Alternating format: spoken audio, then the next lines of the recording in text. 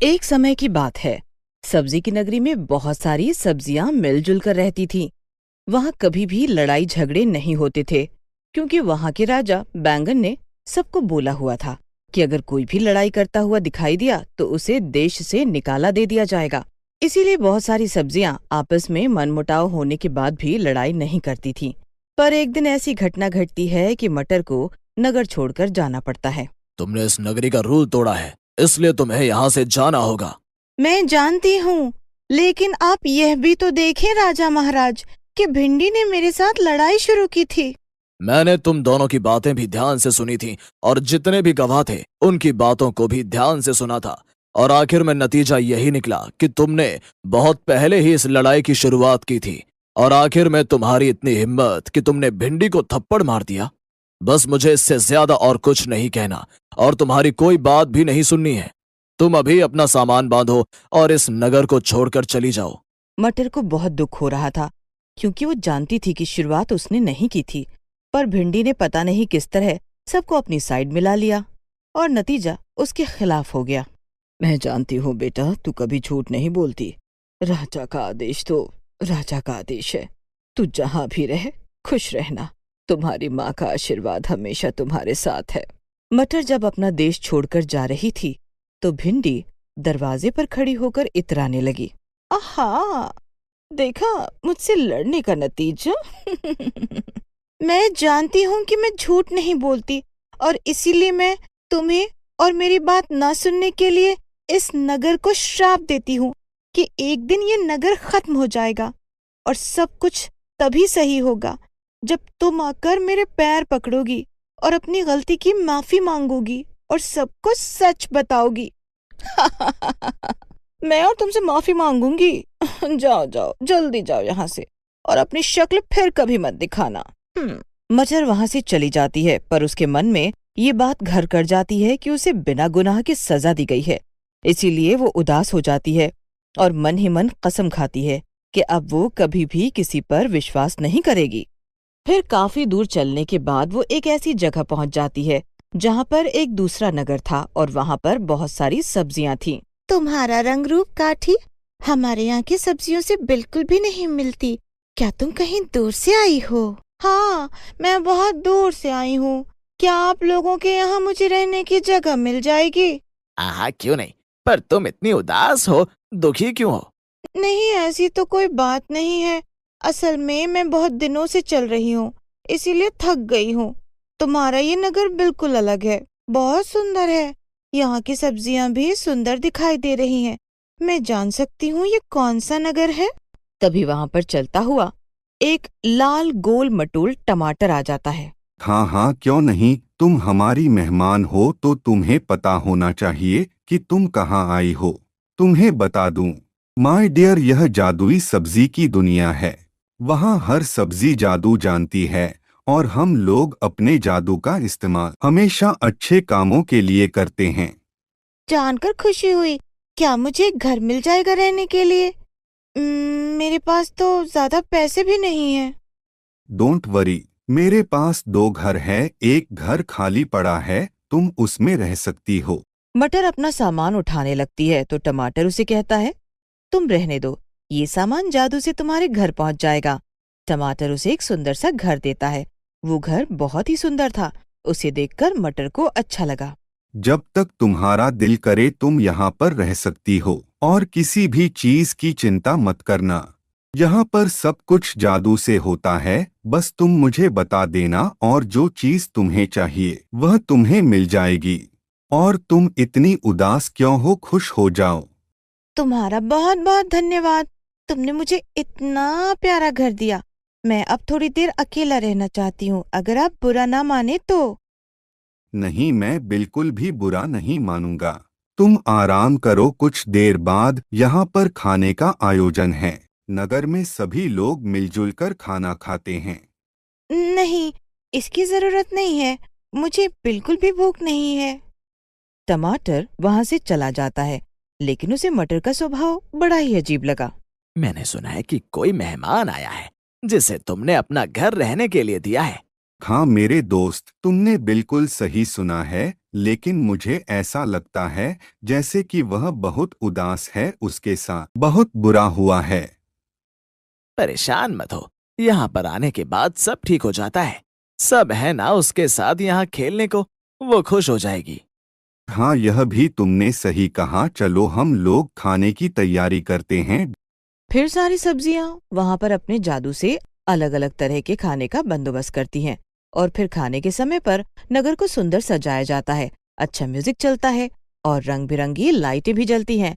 सब लोग एक बड़ी सी टेबल के पास आकर बैठ जाते हैं।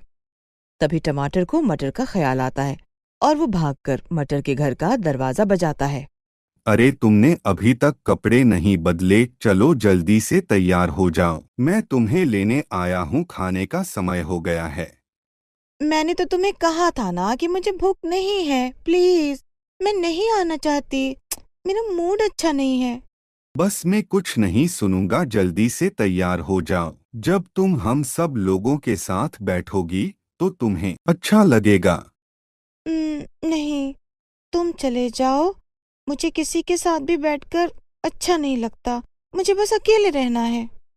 टमाटर थोड़ी देर उससे रिक्वेस्ट करता है, फिर जब मटर नहीं मानती तो वो चला जाता है और एक थाली में खाना लाकर मटर को दे देता है। जब भूख लगे तो खा लेना। फिर वो बाकी सब्जियों के साथ बैठकर खाना खाने लगता है। रात का समय था। मटर अपने घर के बाहर लगे हुए झूले पर बैठी झूल रही थी और आसमान की तरफ देख रही थी। बाहर ठंडी हवा चल रही थी। टमाटर को जब अंदर गर्मी लगी तो वो हवा खाने अपने घर से बाहर आया तो देखा मटर उदास सी झूले पर बैठी हुई है। टमाटर मटर के पास आता है। बुरा ना मानो तो एक बात पूछूं? हाँ हाँ, क्यों नहीं। मैं देख रहा हूँ जब से तुम यहाँ आई हो बहुत उदास हो, तुम अपने दिल की बात मुझसे कह सकती हो, तुम्हारा मन हल्का हो जाएगा। टमाटर इतने प्यार से पूछता है कि मटर रोने लगती है। तभी टमाटर आकर उसके साथ झूले पर बैठ जाता है और उसका हाथ पकड़कर कहता है, तुम मुझ पर भरोसा कर सकती हो, अगर तुम्हारे साथ कुछ भी गलत हुआ है तो मुझे बताओ। तुम्हारे नगर का क्या नाम है, तुम्हारे घर में कौन कौन है और तुम्हारे दोस्त कितने हैं, सब कुछ। मेरा नगर बहुत अच्छा है, वहाँ पर सभी लोग मिलजुल कर रहते हैं।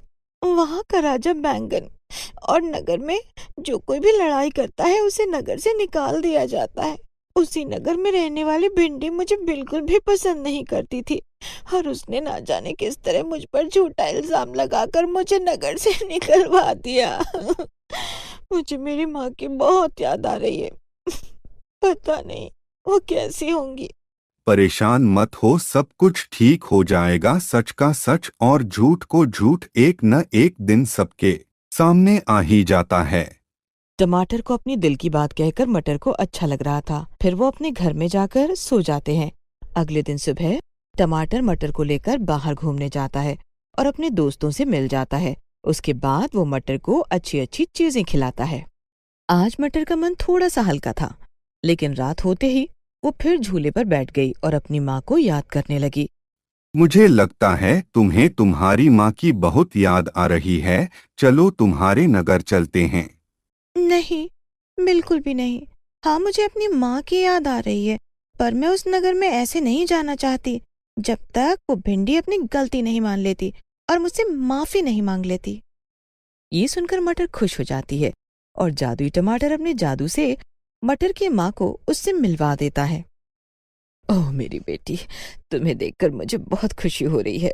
तुम्हें पता है, हमारे नगर में बहुत गर्मी पड़ रही है 2 दिन से। सब सब्जियां इतना पानी पी चुकी हैं, फिर भी सूखती जा रही हैं। ऐसा लग रहा है जैसे किसी की बद्दुआ लग गई हमारे नगर को। तब मटर को याद आता है कि वो नगर से निकलने से पहले बोल कर आई थी, कहीं ये सब उसकी वजह से तो नहीं है। मटर की माँ उससे मिलकर चली जाती है और वहीं जब गर्मी की वजह से वहां की सब्जियों का दम घुटने लगता है तो भिंडी बैंगन के पास जाती है।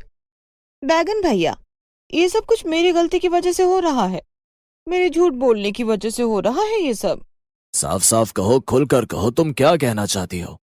तो वहां पर सब सब्जियों के सामने भिंडी अपनी गलती मान लेती है और वो सबको कह देती है कि हाँ, मैंने ही कुछ सब्जियों को अपनी साइड मिलाकर मटर के ऊपर झूठा इल्जाम लगाकर उसे नगर से निकाल दिया।